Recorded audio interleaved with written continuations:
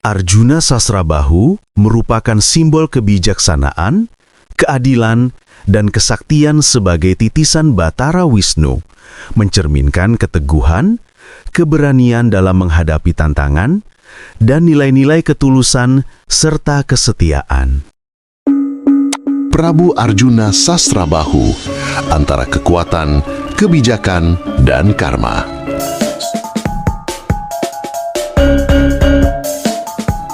Sobat semua, pada kesempatan ini saya sajikan kisah wayang Arjuna Sasrabahu.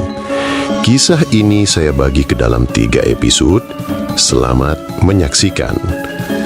Episode 1. Alkisah di Kerajaan Maespati, dipimpin oleh rajanya yang bernama Prabu Kartawirya dengan permaisurinya Dewi Hagyanawati.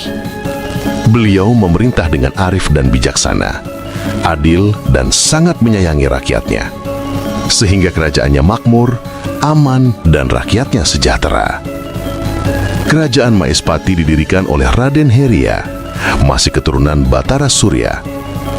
Raden Heria memiliki adik bernama Resi Wisadeni yang mempunyai 2 orang putra bernama Suwandagni dan Jamadagni. Suwandagni memiliki putra bernama Sumantri dan Sukasrana, sedangkan Jamadagni memiliki putra bernama Rama Bargawa. Sang Prabu Kartawirya mempunyai putra tunggal, seorang anak laki-laki bernama Raden Arjuna Wijaya, parastin tampan, elok nan rupawan. Sejak kecil, Raden Arjuna Wijaya dididik ilmu kebijakan, dharma, dan tentunya ilmu kanuragan. Raden Arjuna Wijaya adalah titisan Dewa Wisnu, salah satu dewa tertinggi selain Dewa Shiva dan Dewa Brahma. Ketika ayahnya Prabu Kartawirya sudah tua dan lengser dari kursi raja, Raden Arjuna Wijaya naik tahta menggantikan ayahnya dan bergelar Prabu Arjuna Sasrabahu. Prabu Arjuna Sasrabahu memimpin kerajaan seperti ayahnya, adil dan bijaksana. Prabu Arjuna Sasrabahu adalah satria titisan Batara Wisnu, merupakan raja besar yang disembah oleh sesama raja. Ia sakti mandraguna dan pilih tanding. Meskipun demikian, ia termasuk raja yang cinta damai, selalu berusaha menyelesaikan setiap persengketaan dengan musyawarah. Karena itulah wibawanya memancar ke seluruh negeri dan negara-negara taklukannya. Selain gagah perkasa, Prabu Arjuna Wijaya merupakan satria yang sangat tampan. Cahaya yang keluar melesat mukanya mengalahkan cahaya bintang. Bahkan kadang-kadang, seperti cahaya matahari di pagi atau senja hari, merah merona penuh pencaran emas. Ketika ia mendapat wangsit dari Batara Narada, kalau Dewi Citrawati, putri negeri Magadha, yang kini dalam pinangan raja-raja lebih dari 1000 negara, merupakan titisan Batari Sri Widolwati, hatinya menjadi gelisah. Mungkinkah untuk mendapatkan Dewi Citrawati dan menyelamatkan negara Magadha, ia harus memanggil dan menumpas begitu banyak raja serta membunuh ribuan prajurit tak berdosa? Sebagai titisan Dewa Wisnu, sebenarnya sangatlah mudah bagi Arjuna Sasrabahu. Seorang diri ia mampu melakukan hal itu. Tetapi tindakan itu bertentangan dengan hati nuraninya yang cinta damai. Sementara perjalanan perdamaian di negara Magadha suatu hal yang sulit dilaksanakan, karena lebih dari 1000 raja dari berbagai negara juga sangat menginginkan Dewi Citrawati sebagai istrinya. Dari sekian banyak raja yang menginginkan Dewi Citrawati adalah Prabu Dharma Wisesa dari negeri Widarba, merupakan raja yang sangat berpengaruh dan ditakuti. Ia bersama lebih dari 75 raja sekutunya, lengkap dengan ribuan prajuritnya, telah mengepung negara Magadha dari berbagai penjuru. Tujuannya jelas, bila lamarannya terhadap Dewi Citrawati ditolak, Prabu Dharma Wisesa akan merebutnya dengan kekerasan. Tatkala Prabu Arjuna Wijaya dalam kebimbangan untuk menentukan sikap, datanglah Bambang Sumantri menghadap untuk mengabdikan diri di negara Maespati. Melihat kesungguhan hati dan kemantapan tekad Sumantri, Prabu Arjuna Wijaya menerima pengabdian Sumantri dengan satu persyaratan.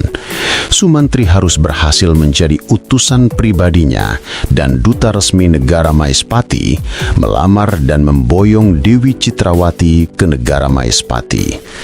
Persyaratan tersebut diterima oleh Bambang Sumantri. Dengan kesaktiannya, Sumantri akhirnya dapat menaklukkan Prabu Darmawisesa dan sekalian para raja lainnya. Bambang Sumantri memboyong Dewi Citrawati dari Magadha ke Maespati. Namun sebelum memasuki kota negara Maespati, Bambang Sumantri mengajukan persyaratan kepada Prabu Arjuna Wijaya agar menjemput sendiri Dewi Citrawati di perbatasan kota dengan cara seorang satria bertempur dengan dirinya. Mohon Sri Paduka jangan salah mengerti akan sikap hamba, menduga yang tidak-tidak, terutama mengenai diri dan itikat hamba. Hamba bertekad untuk mengabdi kepada Raja Dikjaya dan bisa mengalahkan hamba. Hamba berharap peperangan ini akan meningkatkan pamor dan kewibawaan Paduka, bukan saja kepada Dewi Citrawati, tetapi terhadap para raja dari lebih 1000 negara yang kini berada di luar kota Maespati. Merekalah yang akan menjadi saksi sejarah keperkasaan dan kebesaran juga Paduka. Demikian isi surat Sumantri kepada Prabu Arjuna Wijaya yang ditanggapi Prabu Arjuna Wijaya dengan kelapangan dada. Apa yang diinginkan Sumantri menjadi kenyataan. Perang mahadahsyat terjadi antara Prabu Arjuna Sasrabahu melawan Bambang Sumantri di lapangan Mahaluas yang terbentang di antara pegunungan Salva dan Malawa di luar kota negara Maespati. Para Brahmana dan Pujangga melukiskan peperangan antara Prabu Arjuna Wijaya melawan Bambang Sumantri merupakan perang mahadahsyat selama alam raya Gumelar. Suasana perang ini lebih hebat dan lebih dahsyat daripada perangnya Kumbakarna melawan Prabu Sugriwa yang dibantu Hanoman dan jutaan laskar kera, atau perangnya Prabu Ramawijaya melawan Prabu Rahwana dalam perang Alengka. Perang itu lebih dahsyat dan lebih mencekam daripada perang tanding antara Arjuna melawan Adipati Karna, atau perangnya Resi Bisma melawan Resi Seta, atau perangnya Bima melawan Prabu Duryudana dalam perang Baratayuda, bahkan lebih dahsyat dari perang Baratayuda itu sendiri.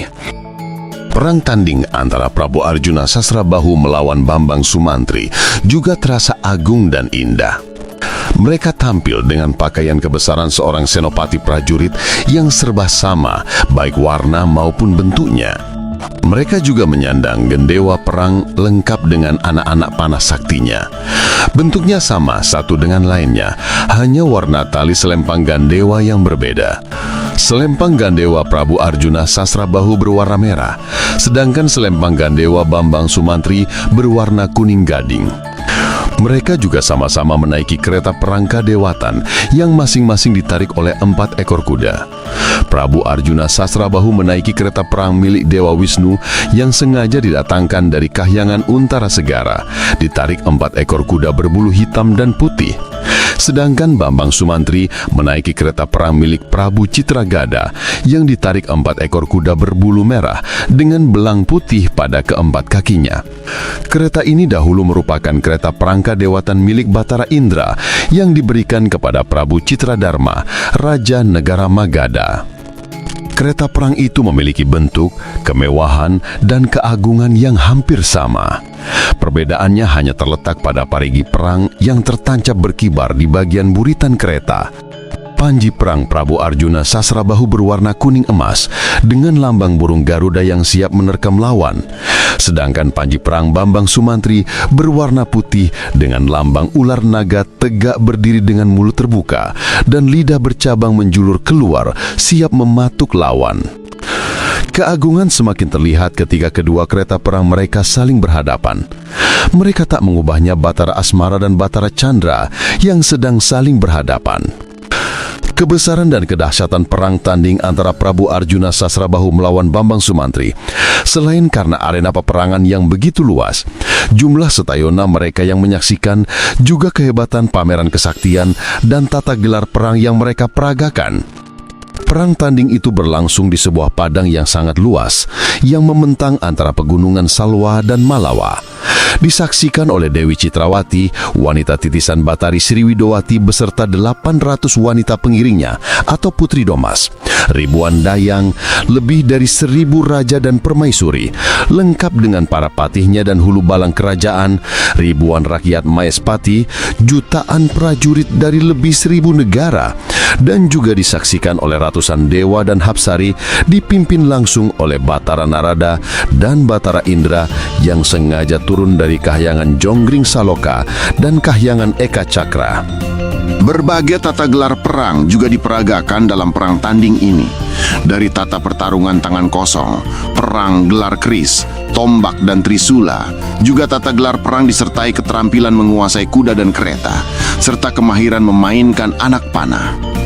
Kelak mereka baru menyadari bahwa apa yang diperagakan oleh Prabu Arjuna Wijaya dan Bambang Sumantri sesungguhnya merupakan pelajaran tata gelar dan teknik peperangan maha tinggi yang hanya bisa diperagakan oleh Dewa Wisnu dan Dewa Surakati, yang tidak akan terulang lagi selama jagat raya Gumelar.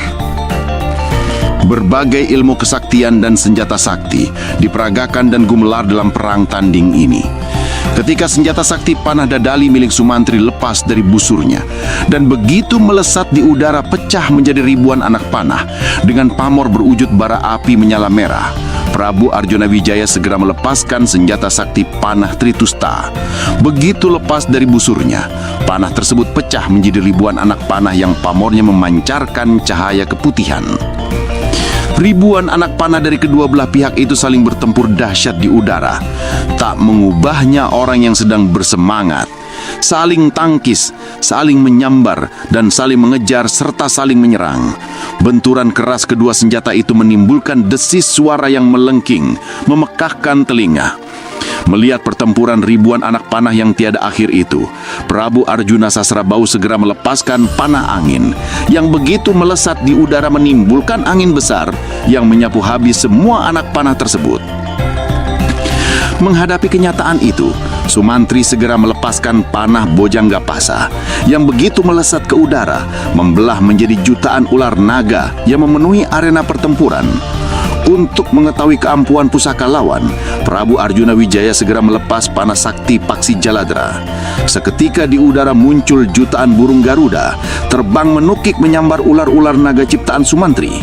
Akhir dari perang tanding tersebut memberi pengaruh yang sangat besar bagi Prabu Arjuna Sasrabahu.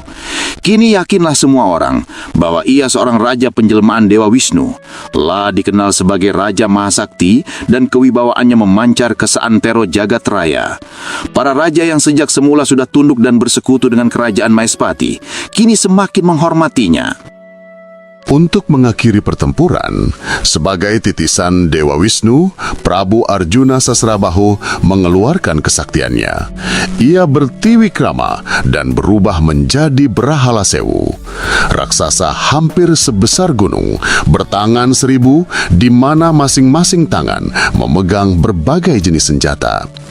Bambang Sumantri terkejut. Barulah ia menyadari berhadapan dengan titisan Dewa Wisnu. Bambang Sumantri menyerah dan memohon ampun. Sumantri telah menemukan jati diri Prabu Arjuna Sasrabahu. Arjuna Sasrabahu adalah titisan Dewa Wisnu yang ia cari-cari selama ini. Sejak dahulu, Bambang Sumantri menginginkan bisa mengabdi pada titisan Dewa Wisnu. Para raja yang dahulunya ragu untuk tunduk dan bersatu, kini dengan sukarela menyatakan bernaung di bawah panji kebesaran negara Maespati. Sebagai bukti penghormatan dan pengakuan Bambang Sumantri, Prabu Arjuna Sasrabahu memerintahkan Bambang Sumantri untuk memenuhi permintaan Dewi Citrawati untuk memboyong Putri Domas yang terdiri dari para bidadari dari Kahayangan Untara Segara sebagai pengiring pengantin, serta memindahkan Taman Sriwedari dari Kahayangan Untara Segara ke alun-alun kerajaan Maespati. Sumantri berhasil memenuhi permintaan tersebut berkat bantuan adiknya, yaitu Sukasrana. Sumantri merasa malu mempunyai adik yang berbentuk raksasa kerde atau bajan. Ia menakut-nakuti adiknya dengan membentangkan panah kepada adiknya Sukasrana. Tujuannya agar Sukasrana mau pulang kembali ke pertapaan Jatisraya, namun adiknya tetap tidak mau. Sukasrana terpeleset menginjak batu dan tanpa sengaja panah menembus dadanya. Sebelum meninggal, Sukasrana bersumpah arwahnya akan menunggu Sumantri untuk pergi bersama-sama ke Swarga Maniloka. Ia berpesan kepada Sumantri, di suatu waktu nanti akan ada raja raksasa yang akan membantu mengabulkan sumpah itu. Sumantri sangat bersedih, namun apa daya, nasi sudah menjadi bubur. Tinggallah penyesalan yang tak berujung pada diri Sumantri, dan kesedihan serta penyesalan itu terbawa oleh Sumantri siang maupun malam. Prabu Arjuna Sasrabahu yang sangat gembira memutuskan untuk mengangkat Sumantri sebagai patih bergelar Suwanda. Di bawah pemerintahan Prabu Arjuna Sasrabahu dengan patihnya Suwanda, Maispati berkembang menjadi negara adikuasa yang menguasai hampir 2/3 jagat raya. Meski demikian, Prabu Arjuna Wijaya tetap memerintah dengan sikap yang adil dan arif bijaksana. Prabu Arjuna Sasrabahu dikenal sebagai raja yang cinta damai dan selalu berusaha menyelesaikan ketidakmampuan dengan negara tetangga secara musyawarah. Dialah raja yang menjalankan prinsip dan semboyan perdamaian. Sugih tanpa bondo, nguluruk tanpa bolo, menang tanpa ngansoraki. Kaya tanpa harta benda, menyerang tanpa prajurit, menang tanpa merasa mengalahkan. Prabu Arjuna Sasrabahu adalah maharaja terbesar yang pernah ada di jagat raya. Lah tidak hanya memerintah hampir 2/3 luas jagat raya dan membawahi lebih dari 2.000 raja dari berbagai negara, tetapi ia juga seorang raja yang hidup dengan seorang permaisuri, Dewi Citrawati, dan lebih dari 800 orang selir. Karena itu tidak mengherankan jika sebagian besar penghuni istana Maispati adalah wanita-wanita cantik, sehingga keadaan Taman Keputrian Istana Maispati tak mengubahnya kahayangan Eka Cakra, tempat para bidadari. Prabu Arjuna Sasrabahu adalah raja yang sangat mencintai dan memanjakan istri-istrinya, terutama permaisuri Dewi Citrawati. Apa saja yang menjadi keinginan Dewi Citrawati selalu berusaha untuk dipenuhinya. Suatu ketika, Dewi Citrawati menyampaikan satu keinginan yang rasanya mustahil dapat dipenuhi oleh manusia lumrah di Marcapada. Apalagi dewa pun belum tentu berkuasa untuk memenuhi keinginannya tersebut. Dewi Citrawati ingin mandi bersama 800 orang selirnya di Telaga Minangkalbu, tetapi airnya masih kurang. Untuk itu Dewi Citrawati meminta agar sungai Minang Seraya dibendung, agar kebutuhan air danau Minangkalbu dapat tercukupi. Keinginan yang aneh ini pun berusaha dipenuhi oleh Prabu Arjuna Sasrabahu. Diiringi Patih Suwanda dan dikawal beberapa ratus orang prajurit, Prabu Arjuna Sasrabahu membawa Dewi Citrawati dan 800 orang selirnya lengkap dengan para dayangnya masing-masing meninggalkan istana Maispati pergi ke sebuah dataran rendah antara pegunungan Salva dan Malawa, di mana di tengahnya mengalir sebuah sungai. Dinda Patih Suwanda, aku akan bertiwi krama tidur melintang membendung aliran sungai, agar tercipta danau buatan untuk tempat mandi dan bercengkrama Dinda Dewi Citrawati dan para selir. Selama aku tidur bertiwi krama, keselamatan Dinda Citrawati dan para garwa ampil sepenuhnya aku serahkan pada Dinda Patih Suwanda, kata Prabu Arjuna Sasrabahu kepada Patih Suwanda. Prabu Arjuna Sasrabahu kemudian bertiwi krama, tidur melintang membendung aliran sungai. Dengan tubuh sebesar bukit dengan panjang hampir mencapai 500 meter, dalam waktu tidak terlalu lama, lembah antara pegunungan Salva dan Malawa berubah menjadi sebuah danau buatan yang sangat luas. Dengan sukacita, Dewi Citrawati terjun ke udara, diikuti oleh para selir dan para dayang. Mereka berenang ke sana kemari, bercanda, bersukacita penuh kegembiraan dan gelak tawa. Sementara itu, di antara kedua betis raksasa jelmaan Prabu Arjuna Sasrabahu muncul daerah kering. Di tempat itulah dibuat pesanggrahan mewah semacam istana sebagai tempat tinggal Dewi Citrawati dan para selir berikut dayang-dayangnya. Adapun Pati Suwanda, beberapa para raja dan prajurit Maispati membuat pesanggrahan di luar betis yang melintang itu. Banyak sekali ikan-ikan yang menggelepar di tanah kering atau kubangan sisa-sisa air. Hal ini sangat menggembirakan para putri Domas dan para dayang yang saling berebut menangkap ikan sambil bercanda. Macam-macam ulah para putri Domas itu. Ada yang menaruh ikannya pada kain kembennya dengan cara dibungkus, tapi ada pula yang dengan seenaknya diselipkan di lengkang dadanya. Manakala ikan-ikan itu bergerak-gerak, ia akan tertawa geli penuh sukacita. Tak terduga, luapan air sungai yang berputar ke arah hulu, melanda lembah dan perbukitan, melanda pula daerah perbukitan Janakya di wilayah negara Sakya, di mana Ahwana, Raja Alengka, dan para hulu balangnya sedang membangun pesanggrahan. Dalam sekejap, bangunan pesanggrahan Rahwana ludes dilanda air bah. Rahwana dan para hulu balangnya yang bisa terbang, segera terbang menyelamatkan diri ke puncak gunung. Diikuti oleh para raksasa pengikutnya berlari-lari cepat mendaki bukit yang lebih tinggi. Namun, banyak juga di antara para raksasa yang tidak sempat menyelamatkan diri, mati hanyut dilanda air bah. Sekian sobat semua, semoga tayangan ini bermanfaat. Sampai jumpa di episode kedua kisah Prabu Arjuna Sasrabahu. Jangan lupa subscribe, like, dan komentarnya, serta bunyikan lonceng agar sobat semua mendapatkan notifikasi video-video saya selanjutnya. Salam